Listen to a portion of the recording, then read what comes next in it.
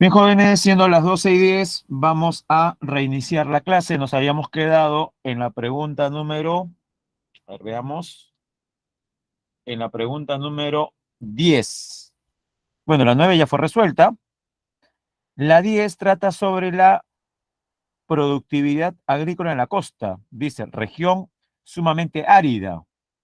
Sabemos que la costa es una franja desértica.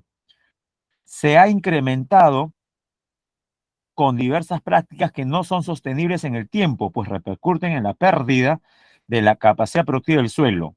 Es decir, resumiendo esta pregunta, que la costa es una zona altamente productiva, pero producto de acciones que a la larga van a determinar la pérdida de fertilidad, la pérdida de nutrientes. ¿Cómo se le llama este proceso de pérdida de nutrientes de los suelos? Se le llama desertificación. La pregunta hace referencia entonces a la desertificación en la costa. Respecto a esta problemática, identifique el valor de verdad de los siguientes enunciados. 1. Los valles de la llanura costera presentan los suelos agrícolas con mayor degradación en el país. Verdadero.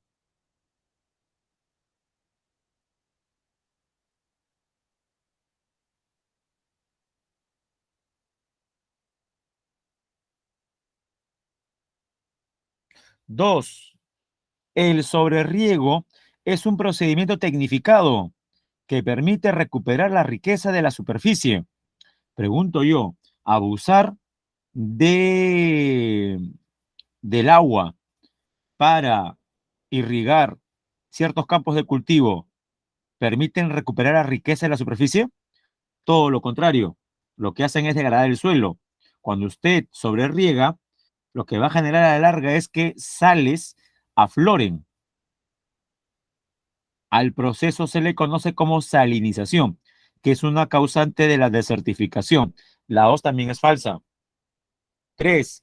La constante anegación y posterior afloramiento de sales en el terreno reducen su fertilidad. Eso es correcto. La salinización reduce la fertilidad. Y 4. El barbecho, o sea, el dar descanso al suelo y la rotación de cultivos son prácticas que mitigan los efectos de la desertificación. También es correcto. Jóvenes, por tanto, ¿cuál sería la clave a marcar? Entonces,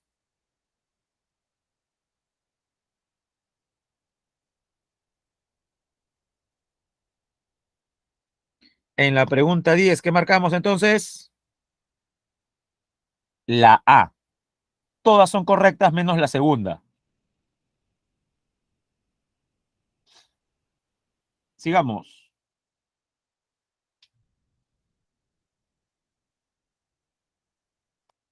11. Sobre corregiones. La sabana de Palmeras es una corregión muy pequeña ubicada en la parte suroriental del país, en Madre de Dios, frontera con Bolivia. Con relación a esta corregión, determina el valor de verdad. 1. En la sabana de Palmeras dice, predominan las lluvias estacionales en los meses de enero, febrero y marzo. Correcto. El clima de sabana tiene esa característica, dos periodos bien marcados, uno de lluvias y el otro de sequía. 2. Presenta una población megadiversa asociada a climas templados. En la sabana de Palmeras prima un clima templado. Falso. En la sabana de Palmeras tenemos el clima de sabana tropical. 3. La vegetación más característica son gramíneas, es decir, los pajonales, y palmeras como el aguaje, verdadero, por eso el nombre sabana de palmeras. Y la 4, destaca la presencia de la ardilla de nuca blanca y el oso de anteojos. Falso.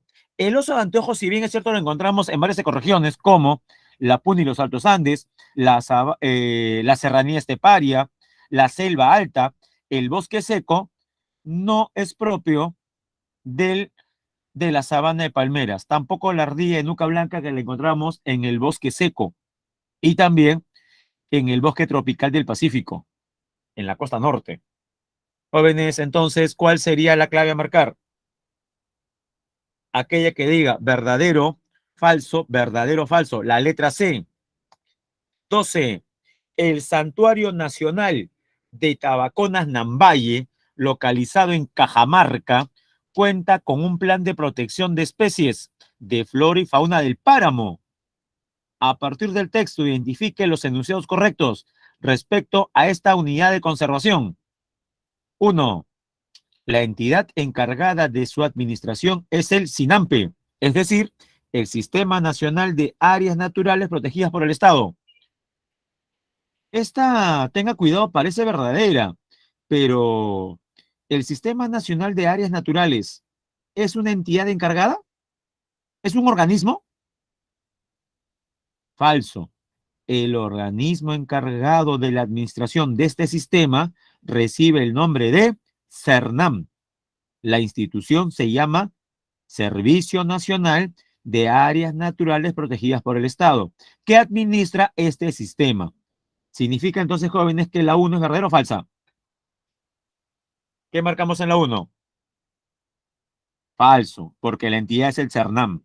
2. En la referida ANP podemos encontrar bosques secos.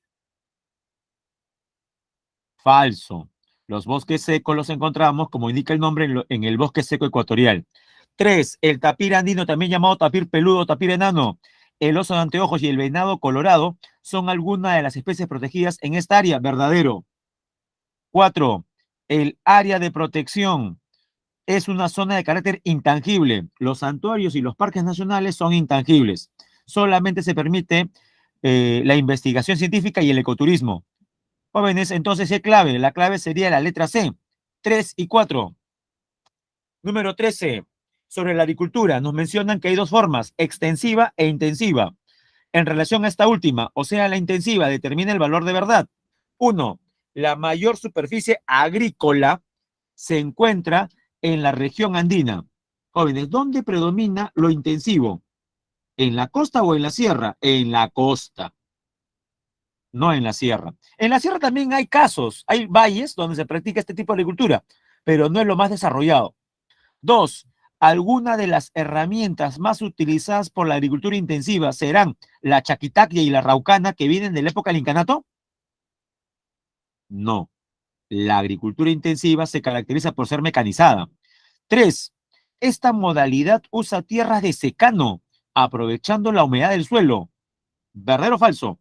Recuerde que secano se refiere a aquella que depende de las lluvias.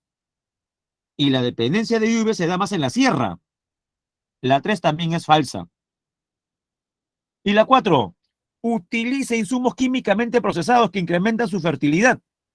Verdadero. Bueno, más que la fertilidad, la producción, ¿no? Porque a la larga dijimos que el uso y abuso de químicos generan deterioro de la calidad en cuanto a nutrientes del suelo. Pero bueno, vamos a hablar como verdadera, ¿ya? 4, verdadero. Clave, jóvenes, entonces, la B. 4, 13, la B. 14. La industria consiste en la transformación de materias primas e insumos mediante la aplicación de procesos tecnológicos. Respecto a esta actividad en el país, establezca el valor de verdad de los siguientes enunciados. 1. La industria molinera en Lima usa como materia prima las semillas de algodón y frutales. En las molineras, la materia prima más utilizada es la semilla de algodón o son los granos de trigo. ¿Qué es lo que finalmente será molido para ser convertido en harina? Y esta harina en pastas y fideos, el trigo. En la industria molinera se utiliza el trigo y el maíz. Más bien las semillas de algodón tienen que ver más con la industria oleaginosa. 1, falso. 2, la siderúrgica, ubicada en Ancash, o sea, Sider Perú, emplea el acero para elaborar maquinaria pesada.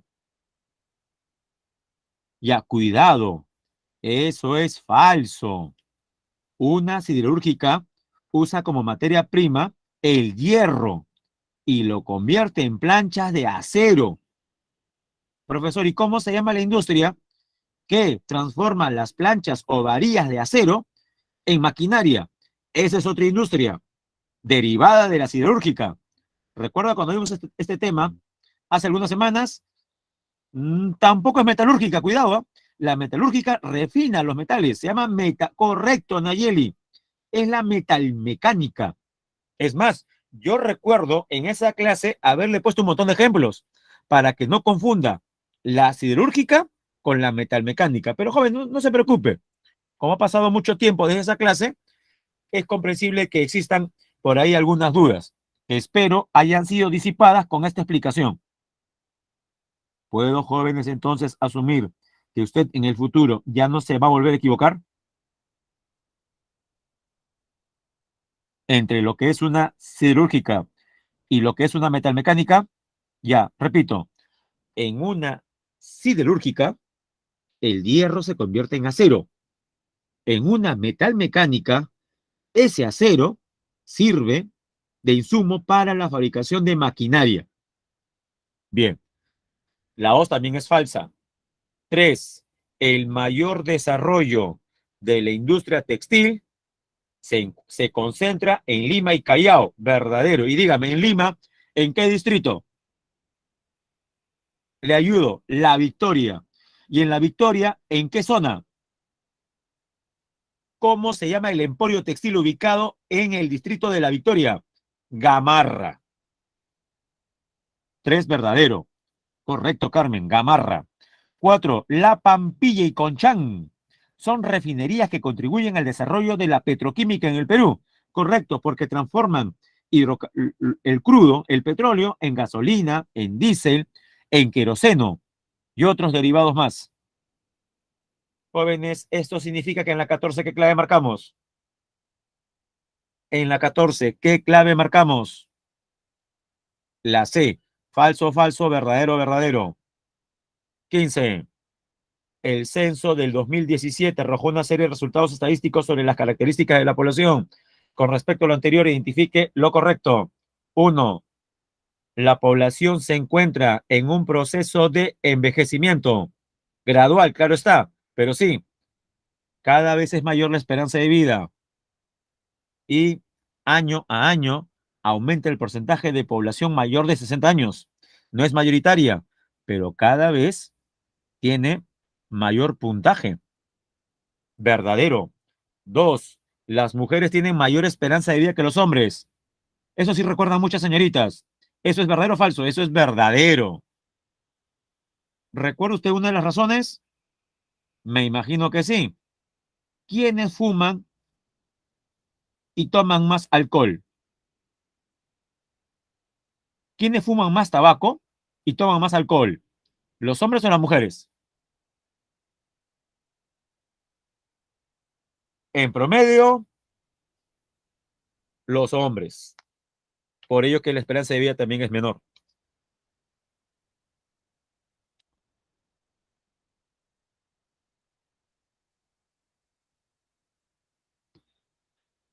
3. La población rural evidencia una elevada tasa de crecimiento. Falso, cada vez disminuye.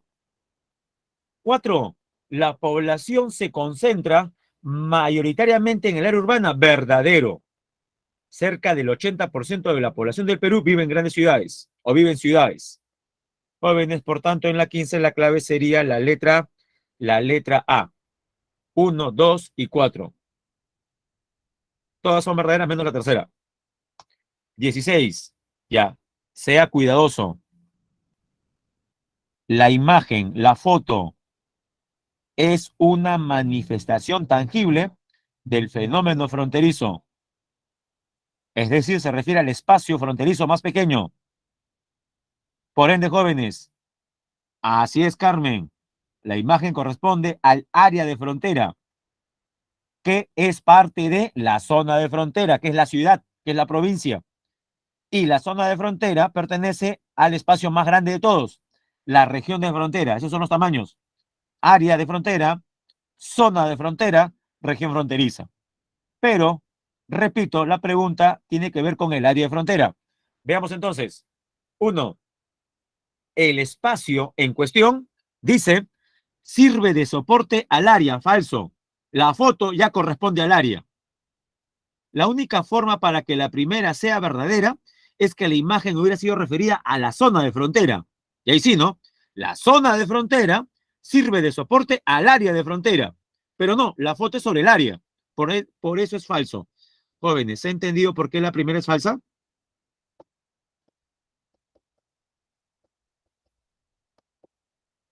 Gracias, Carmen. Dos, es un lugar de tránsito para las personas que, como vemos en la imagen, se dedican al comercio. Verdadero.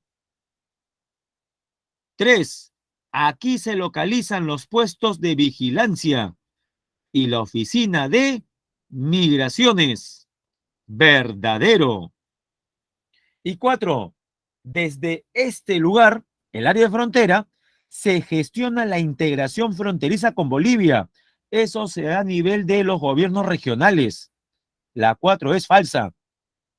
Eso quiere decir que la clave correcta, ¿cuál es, jóvenes?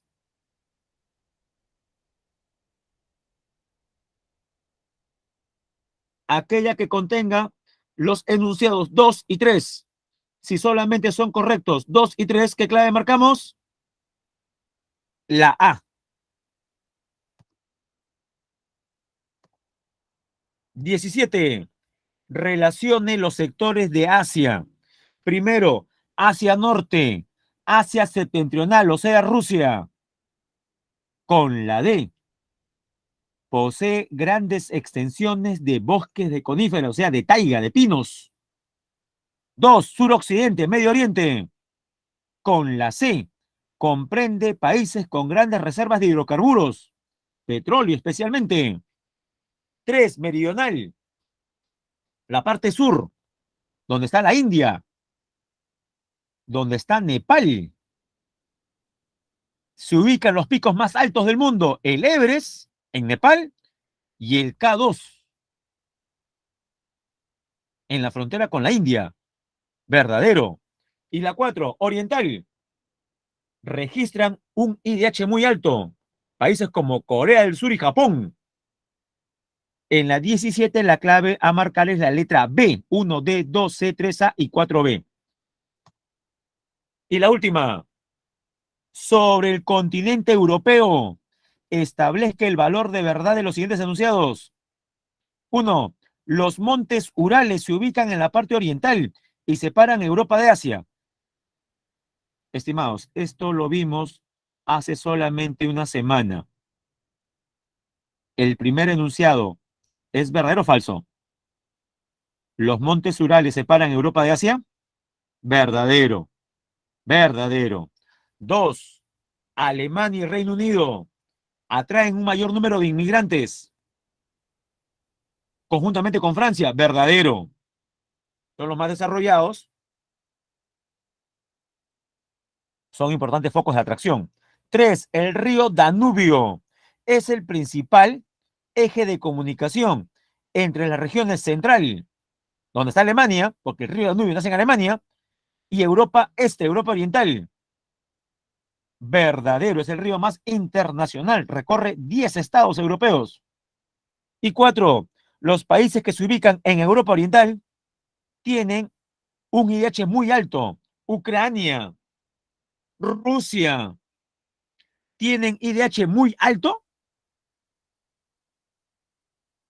Falso. Europa Oriental es la zona de menor desarrollo en el continente, si lo comparamos con Europa Central y Occidental. La 4 es la única falsa, por ende, la clave a marcar, ¿cuál es?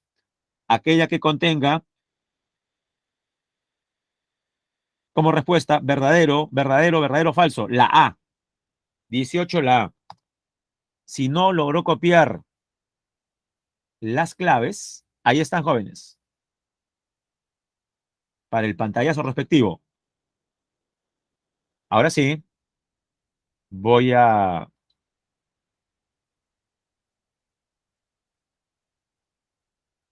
dejar de compartir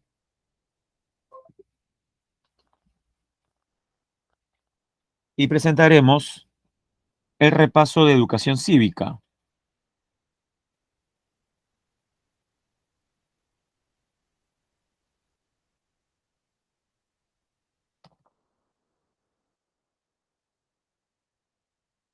que se verá dentro de algunos segundos.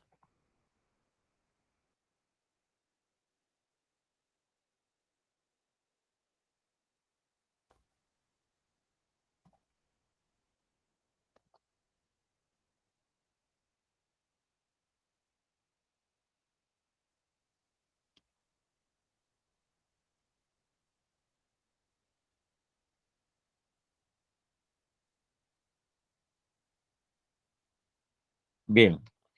¿Me confirma, por favor, si se observa la diapositiva en cuestión?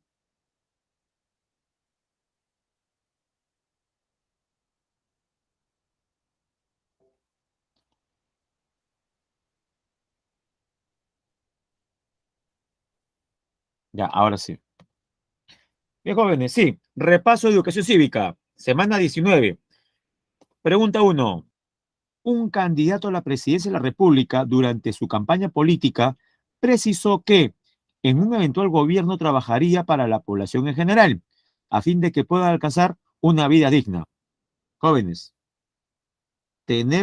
acceder a una vida digna es un derecho que deberíamos tener todas las personas en el planeta.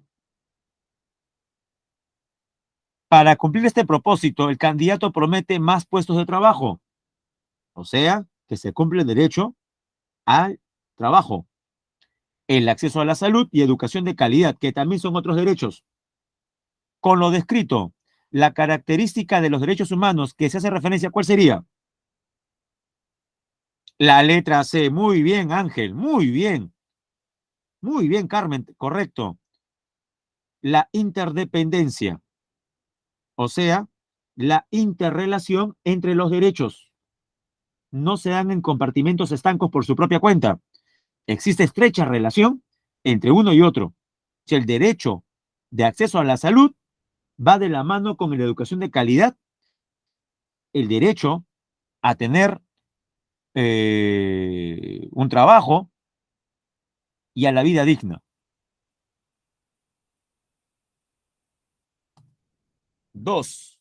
El Ministerio de Trabajo y Promoción del Empleo cuestionó al Consejo Regional del Cusco por emitir una ordenanza regional que declaró lo siguiente: es necesidad pública la priorización de la contratación de mano de obra regional local. Jóvenes, si se está priorizando que para que sean contratados prime que las personas hayan nacido en el mismo Cusco, con esta ordenanza, ¿no se estaría discriminando a los que no son del Cusco? Sí, y el derecho de trabajo, como todos los derechos, son universales. Entonces sí habría un tipo de discriminación. Ya. Yo sé que muchos dirán, profesor, entonces es la A, porque se está vulnerando el derecho a no ser discriminado. Y usted dijo, profesor, que la garantía que protege los demás derechos, menos el de libertad personal, porque tiene que ver con habeas corpus, o el de información, que tiene que ver con habeas data, es la acción de amparo, porque engloba a todos los demás. Ya, tiene razón desde ese punto de vista, pero se olvidó de la primera parte de la pregunta. El ministerio emitió, o mejor dicho, el Consejo Regional del Cusco emitió una ordenanza regional, o sea, una norma. Es la norma la que está infringiendo la Constitución al discriminar a las personas para acceder a un puesto de trabajo. Entonces, jóvenes, solamente habrían dos garantías entre las cuales usted podría dudar. ¿Cuáles son las dos garantías que se interponen cuando una norma afecta nuestros derechos? Uno, la acción de inconstitucionalidad, y la otra es la acción popular. Las dos se tramitan ante normas que vulneran los derechos. ¿Cuál es la diferencia? Esto lo debe recordar. Correcto. La jerarquía. La acción popular es idónea para normas de menor jerarquía. Ejemplo, un decreto supremo. Ejemplo, una resolución administrativa. En cambio, para normas con rango de ley, con peso de ley, como la ley propiamente, los decretos legislativos, las resoluciones legislativas, los tratados internacionales y las ordenanzas, tanto regionales como municipales. Y pregunto yo, ¿qué norma es la que se menciona en el ejercicio? Una ordenanza regional. De nuevo, una ordenanza regional, ¿tiene o no rango de ley? Concéntrese, por favor, en esa pregunta. Las ordenanzas, sean regionales o municipales, ¿tienen o no rango de ley? ¿Tienen o no peso de ley? Sí lo tienen. Y como tienen peso de ley, se aplica la acción de inconstitucionalidad. Marcamos entonces la B. Jóvenes, ¿se entendió por qué marcamos la B y no la A o la C? Espero que sí. Vamos entonces a la pregunta número 3.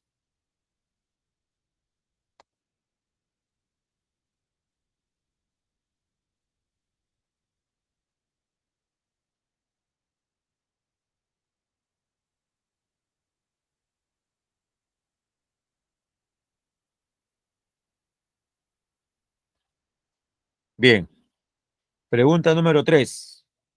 La Carta Democrática Interamericana es un instrumento de la OEA que refuerza la defensa activa de la democracia representativa en la región. Dentro de este marco, identifique los enunciados correctos relacionados con este documento internacional. Bueno, esta carta fue suscrita, curiosamente, un 11 de septiembre del 2001. Ayer fue 11 de septiembre. Ayer, especialmente en Estados Unidos, se conmemoraron ¿cuántos años ya de la caída de las Torres Gemelas? Jóvenes, a ver, ¿cuántos años han pasado ya de la caída de las Torres Gemelas? Si fue el 2001. ¿Estás seguro, Ángel? ¿Cómo pasa el tiempo, no? Ya 21 años. Ustedes ni habían nacido. La mayoría de ustedes no habían nacido. 21 años ya del atentado a las Torres Gemelas. Bueno, el mismo día del atentado, aquí en Lima, jefes de Estado de los principales países de la OEA firmaron la Carta Democrática Interamericana. Profe, ¿cuál es el objetivo? Veamos con los enunciados lo que corresponde a esta carta. Uno, se aplica como alternativa de solución. ¿Hasta ahí es correcto? A una crisis económica, la Carta Democrática se aplica cuando un país tiene crisis económica. Falso. Cuando se interrumpe, cuando se interrumpe el orden democrático, que sería en todo caso una crisis política, no económica. La primera es falsa, porque si fuera así, la carta en cuántos países se aplicaría? Prácticamente en la mayoría de América Latina. Dos, ante un golpe de Estado, la OEA asume una función transitoria de gobierno. Jóvenes, si en un país de la región se da un golpe de Estado, la OEA tiene la fuerza para entrar con sus tropas e instaurar un gobierno transitorio. ¿La dos es verdadera o falsa, jóvenes? ¿Qué cree usted? Falso. No puede hacer eso la OEA. Tres, permite que los estados busquen respaldo de otros países para restablecer la democracia y su sistema constitucional. O sea, hacen un llamado. Un grupo de países hace un llamado a que se restablezca el orden institucional y la defensa de los derechos humanos de la población. La tercera es verdadera. Cuatro, Se adopta la democracia como un derecho, con mecanismos preventivos para evitar que ésta se interrumpa. Verdadero. Jóvenes, entonces, ¿cuál sería la clave?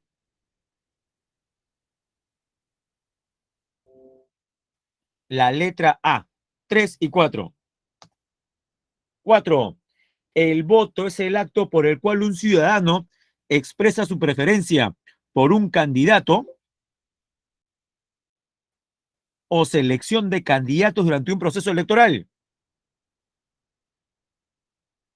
De acuerdo con la legislación peruana, identifica el valor de verdad de los siguientes enunciados relacionados con este acto electoral. ¿Cuál es el sufragio? 1. El voto es obligatorio desde los 18 años, eso es correcto, hasta los 60. Esto último, ¿es así? ¿Es obligatorio solamente hasta los 60? Falso, hasta los 70. Está en lo cierto, Ángel, hasta los 70. 2. Solo gozan de este derecho los peruanos por nacimiento. ¿Verdadero o falso? Falso. Profe, que hay peruanos que lo son por otra vía, sí. Ejemplo, aquellos que se han naturalizado, aquellos que han nacido en el extranjero, están con nosotros ya 5, 6, 7 años, tienen trabajo aquí, han formado familia, tributan. Entonces, lo justo sería que también, si ellos hacen el trámite correspondiente, adquieran la nacionalidad peruana. Aquí en el Perú, ¿cómo le decimos más a ese proceso? Nacionalización. Pero un término más general es naturalización. ¿Cuál de las dos palabras ha escuchado más? ¿Nacionalización o naturalización, jóvenes? ¿Cuál es más común escuchar? ¿Nacionalización o naturalización? Y sí, es correcto, más escuchamos nacionalización o nacionalizado. Pero en la Constitución y en otros documentos se menciona la palabra naturalización. 3. El voto es facultativo para los ciudadanos mayores de 70 años. Ahora sí, esto es verdadero. 4. Los ciudadanos que no concurren a los comicios son sujetos a multa. Verdadero, pero como dijimos hace unas semanas, en cívica, si usted por motivo de fuerza mayor no pudiese ejercer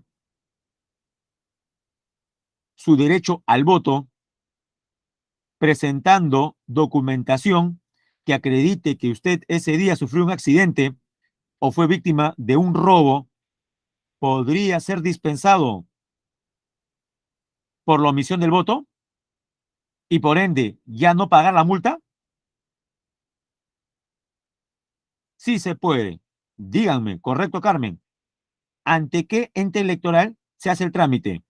¿Ante la OMPE, ante el RENIEC o ante el jurado? Excelente, Carmen.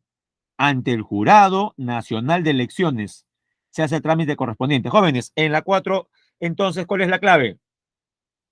En la 4 sería falso, falso, verdadero, verdadero. Letra, jóvenes. ¿Qué letra? La letra D. 5. Nos acercamos al final, jóvenes. Estamos a 20 minutos y algo más de la finalización del ciclo en nuestro curso, o en nuestros cursos, ¿no? Para ser más correctos. Un partido político que participará en las próximas elecciones regionales y municipales en Pasco está integrado mayoritariamente por varones y con 70% mayores de 29 años.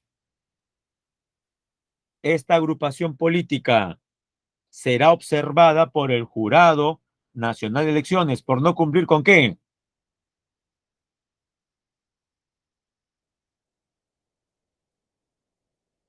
Correcto. Por no respetar la cuota electoral mínima por género.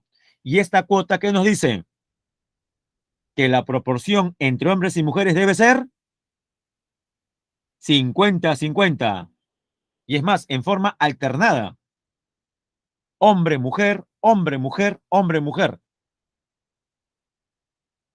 Porque jóvenes, echa la ley, echa la trampa. Ejemplo, para para elegir congresistas, cada partido presenta una lista general de 130 congresistas. Ya, ¿qué hacían algunos partidos?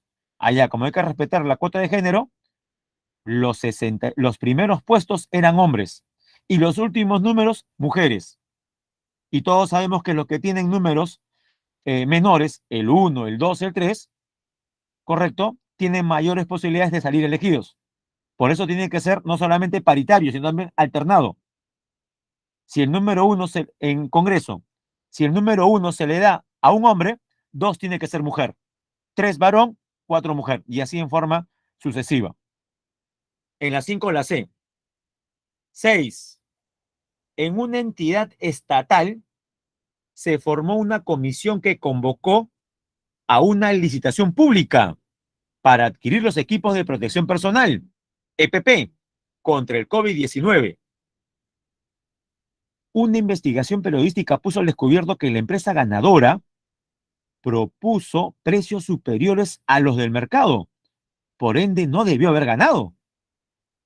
Los mismos que habían sido concertados, o sea, arreglo bajo la mesa, con uno de los miembros de la comisión que aprobaba qué empresa es la que iba a licitar. De lo expuesto, ¿qué delito de corrupción es el que se configuró? No quedan dudas. Creo que la mayoría puede decir que la clave es la letra D. Se llama colusión. Correcto, Milagros. Colusión. Porque aquí, ¿qué ha ocurrido? Uno de los miembros de la comisión y un representante de la empresa se han coludido, se han coordinado y han amañado ese contrato, esa licitación. Se está viciada. 7. Camila es una joven de 20 años de edad, con 6 meses de gestación que no recibe la contribución económica del padre de la criatura en desarrollo. Ella ha decidido acudir a un centro de conciliación para concertar una pensión de alimentos. De lo mencionado, ¿es pertinente el procedimiento iniciado por Camila? Es materia de conciliación pedir una contribución económica al futuro padre de la criatura. Y la respuesta que marcamos es la letra A. Sí, porque como toda conciliación le permitirá ahorrar tiempo, dado que llegarían a una solución rápida. ¿En favor de quién? En favor del fecundado. Y dígame, si la pregunta 7 hubiese tenido como caso la violencia de una parte a otra, ¿es materia conciliable la agresión física o la violencia familiar? No se puede conciliar casos de violencia familiar. En este caso no ha habido violencia. Lo que pide Camila es que el padre contribuya económicamente con los gastos propios de la gestación. Y eso se puede conciliar. Por eso marcamos la A. Ahora, profesor, pero ¿podría yo ir a juicio también directamente? Correcto. Pero la recomendación que recibirá en el Poder Judicial es que primero trate de agotar sus posibilidades a través de una conciliación, porque va a requerir menos tiempo y también el costo será menor, dado que en la conciliación no se requieren abogados. No es obligatoria la presencia de un abogado. Y un abogado, como todos saben, cuesta. 8. Nuestro país posee un patrimonio variado, heredado desde épocas prehispánicas, los cuales, según su importancia e interés científico, han sido denominados como Patrimonio de la Nación y algunos de ellos como Patrimonio Mundial. En relación a lo mencionado, determina el valor de verdad. Dice aquí, el santuario de la Virgen de Chapi, ubicado en Arequipa, es de la época republicana. Eso es correcto. Y dice, forma parte del patrimonio inmaterial. Si es un santuario, si es una construcción, si es una edificación, ¿qué tipo de patrimonio sería? ¿Material o inmaterial?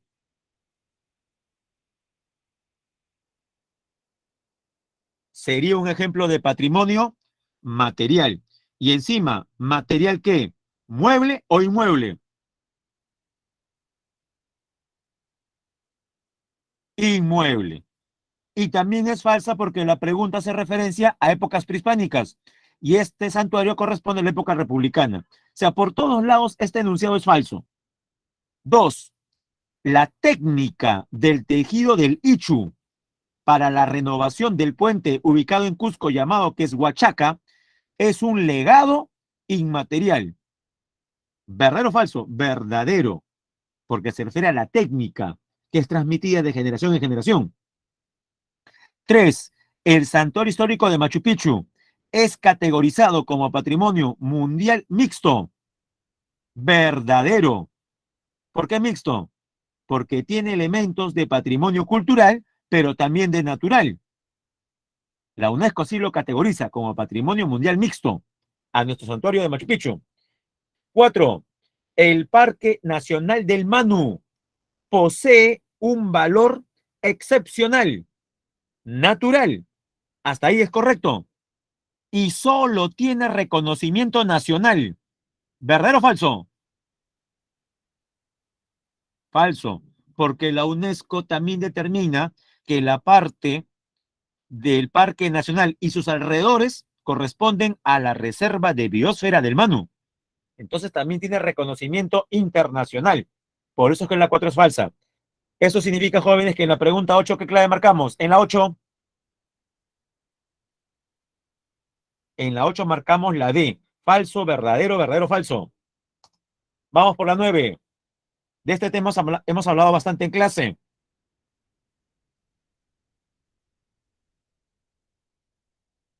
La interculturalidad es uno de los enfoques que promueve el Ministerio de Educación.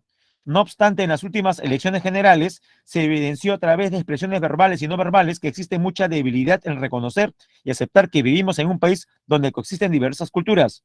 A partir de lo expuesto, identifique los enunciados correctos relativos al fomento de la valoración de la diversidad cultural. Uno, promover el respeto hacia los rasgos distintivos de cada grupo étnico verdadero. Eso ayuda. Dos, ayudará a jóvenes a aceptar la imposibilidad de entenderse con habitantes de otras lenguas, o sea, a resignarse de que es imposible. Eso no contribuye, ¿no? Eso no contribuye. Tres, fomentar la tolerancia frente a las diversas formas de expresión lingüística. Correcto, verdadero. Y cuatro, generar mayor cohesión, inclusión social y promoción de valores éticos. También contribuye. Todo contribuye menos la 2.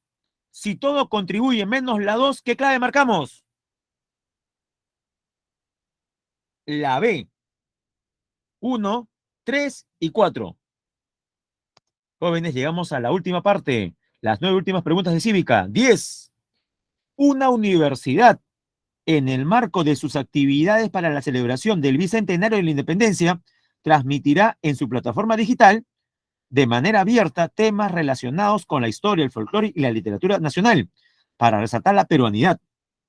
Estas acciones tienen como principal propósito, dice, principal propósito, porque, por ejemplo, la B dice, difundir los mejores trabajos de investigación de la Casa de Estudios. ¿Será este un objetivo? Sí, pero no es el principal.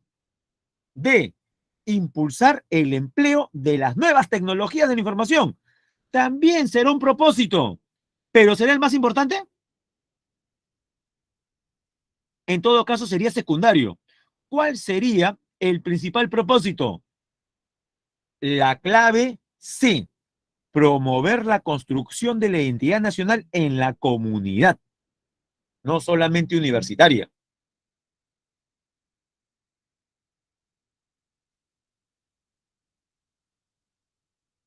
10, la C. 11. El Estado peruano es la nación jurídica y políticamente organizada, asentada sobre un territorio. Determina el valor de verdad de los siguientes enunciados relacionados a sus elementos que lo conforman. No se olvide que todo Estado presenta territorio, nación, gobierno y soberanía. Al respecto, leamos sobre cada uno. 1. El gobierno del Perú se establece como democrático, lo es. Representativo, lo es según la Constitución. Y dice centralizado. ¿El gobierno en nuestro país es centralizado o descentralizado? ¿Cómo se ejerce el poder en el Perú? De manera descentralizada. Eso significa que el primer enunciado es verdadero o falso. La 1 es falsa. 2. El territorio comprende únicamente el litoral costero, el suelo y el espacio aéreo. ¿Verdadero o falso? Falso, porque también comprende el subsuelo y el dominio marítimo. Es decir, nuestras, a ver, díganme, el número de millas de soberanía que tenemos todavía. Y esa fue la razón por la cual finalmente renunció el ministro, ahora exministro de Relaciones Exteriores. ¿Se enteró de ello, jóvenes? Se enteró que a mitad de la semana pasada, fue defenestrado el ministro de Relaciones Exteriores porque había él manifestado por su propia cuenta que el Perú iba a adherirse a la Convención del Mar.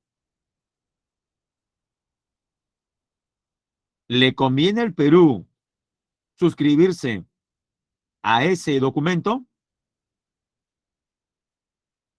No, porque las 200 millas de mar territorial pasarían a ser solamente 12 y 188, que serían zona económica exclusiva, serían compartidas con el resto de países de la Convemar.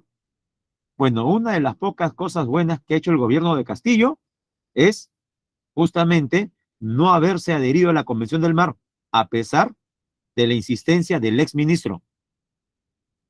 2. La 2 es falsa entonces. 3. Forman parte de la nación peruana los extranjeros naturalizados. Verdadero, los llamados nacionalizados. 4. La soberanía es la potestad y capacidad de ejercer el poder dentro del territorio peruano. Verdadero. Entonces, la clave correcta sería la C. Falso, falso, verdadero, verdadero. 12. Qué fácil. Un ministro de Estado es interpelado por una decisión incompatible a su gestión, la cual perjudicaba a gran parte de la población. Este proceso, el de interpelación, así como el de censura, que por lo general viene después, es una competencia que le corresponde al legislativo, al Congreso de la República, dentro de su función de control político. Recuerde que la interpelación es el paso previo a la censura. La censura que determina la salida del ministro.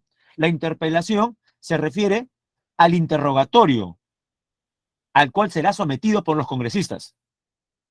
Si estas respuestas no satisfacen a los congresistas, estos proceden a votar y por mayoría simple se puede decidir la censura del ministro. Por ejemplo, un ministro que prácticamente está en la picota y en los próximos días podría ser primero interpelado y luego censurado, es el ministro que tiene que ver con la compra de urea, de fertilizantes, que por tercera vez se ha caído el proceso de compra. Jóvenes, si hablamos de urea, fertilizantes, ¿de qué ministerio estamos hablando? Esto es coyuntura, por si acaso, ¿eh? ¿Qué ministerio tendría que ver con la compra de fertilizantes para los agricultores? Antes llamado Ministerio de Agricultura. Ahora se denomina Ministerio de Desarrollo Agrario y Riego. Siglas MIDAGRI. 13. Un ciudadano, al conocer los resultados electorales, muestra su disconformidad, pues considera que se ha vulnerado la voluntad popular, o sea que ha habido fraude. Por ello recurre al Poder Judicial para solicitar la nulidad de las elecciones a través de una acción de amparo. A partir de lo expuesto, ¿procede la referida demanda? Pregunto yo, ¿el Poder Judicial también administra justicia en materia electoral? No, marcamos la C. No, porque es una facultad que le corresponde al Jurado Nacional de Elecciones, por ser la máxima instancia en materia electoral. Muy bien, jóvenes, la 13 es la C. 14. Un representante del Poder Ejecutivo sostiene que en lo que va del año, la ejecución del presupuesto de los tres niveles de gobierno ha presentado un avance superior a los años anteriores. Por ejemplo, el gobierno nacional ahora tiene un presupuesto, una ejecución de presupuesto de 12.451 millones. Los gobiernos regionales, 5.44 millones. Los locales o municipales, 11.048 millones. Tomando en cuenta la información previa, ¿qué organismo constitucional autónomo es el responsable de verificar y supervisar la legalidad de su ejecución por parte de los tres niveles de gobierno? La Contraloría General de la República. Excelente, jóvenes. Esa es la entidad. 15. De acuerdo con el artículo 159 de la Constitución Política vigente, el Ministerio Público, o sea, la Fiscalía de la Nación, conduce desde su inicio la investigación del delito. Teniendo en cuenta lo manifestado, entonces podemos afirmar que este órgano tiene el monopolio de la acción penal pública por medio de la acusación para ser presentada al juez. O sea, luego de investigar y de recabar pruebas, el fiscal acusa y ya será el juez en el juicio que determine la culpabilidad o no del acusado. 15 la A. Antepenúltima, 16. El Jurado Nacional de Elecciones es un organismo público. Jóvenes de frente, al respecto, ¿qué es correcto? 1. Lo vimos hace un momento. Otorga dispensa por omisión al sufragio. Verdadero. Diseña la cédula de sufragio y actas electorales. Falso. Eso lo hace la OMPE. 3. Prepara y mantiene actualizado el padrón electoral. Falso. Esa es función de RENIEC. Y la última, fiscaliza la legalidad del ejercicio del sufragio. Eso sí es correcto, como parte de su función jurisdiccional. O sea, son correctas 1 y 4. ¿Qué clave marcamos? La D. Penúltima del ciclo, jóvenes. Recuerde que hay dos tipos de gestiones: prospectiva, correctiva y reactiva. Dice, en el marco de la política de Estado de gestión del riesgo de desastres, el proceso de prevención es un conjunto de acciones que buscan evitar la generación de riesgos futuros, realizando estudios de amenazas por factores externos y de vulnerabilidad por factores internos. Este proceso corresponde al componente de la gestión prospectiva, que se encuentra a cargo ¿de quién? Del CENEPRED. El CENEPRED se encarga de las dos primeras gestiones. Prospectiva, ejemplo, estudios, planes, análisis. La correctiva, que también hace CENEPRED, tiene como ejemplo la reubicación de viviendas en alto riesgo, el reforzamiento de estructuras. Y la reactiva corresponde al INDECI. En la 17 marcamos la letra C. Y la última del ciclo, jóvenes. Usted sabe que en el artículo 137 se menciona la posibilidad que el presidente, con acuerdo del Consejo de Ministros y dando cuenta al Congreso de la República, pueda decretar dos tipos de regímenes de excepción: el estado de emergencia y el estado de sitio. Al estado de sitio le mencioné la semana pasada, en otros países, ¿cómo le llaman? ¿Estado de qué? De guerra. ¿Cuándo se decreta estado de sitio? Cuando hay peligro inminente de invasión externa, guerra con otro país o guerra civil, es decir, guerra interna. ¿Y cuándo se decreta el estado de emergencia? Cuando hay desastres naturales, cuando existen situaciones que afectan el orden interno. Pregunto yo, por ende, ¿qué es más común que se decrete? ¿Estado de emergencia o estado de sitio? Estado de emergencia. Por eso marcamos la B. Procede simplemente por perturbación del orden interno. De ahí que sea más común que usted escuche el estado de emergencia. Si no logró copiar las claves, jóvenes, ahí toma el pantallazo respectivo. Desde la 1, que es la C, hasta la 18, que es la letra B. Creo que ya todos pudieron tomar el apunte respectivo. Y jóvenes, muchas gracias no solamente por esta clase, sino por todo el ciclo. La verdad que quedo yo más que satisfecho por su participación. Espero que sea mutuo y ojalá nos podamos ver en otra ocasión, ya de repente en la universidad. Cuídense bastante, jóvenes. Espero haber estado a la altura de las circunstancias. Ya no nos veremos más, al menos en el mediano plazo, pero deseo que le vaya de lo mejor y se cumplan todas sus metas a corto plazo. Y me refiero especialmente a una, a ingresar a la universidad, ¿sí? Y sea parte de nuestra gran familia, la Universidad Nacional Mayor de San Marcos. Bueno, jóvenes, tenía que llegar este momento, pero le auguro éxitos en todo caso. Cuídense mucho, jóvenes. Voy a dejar de presentar el material entonces primero.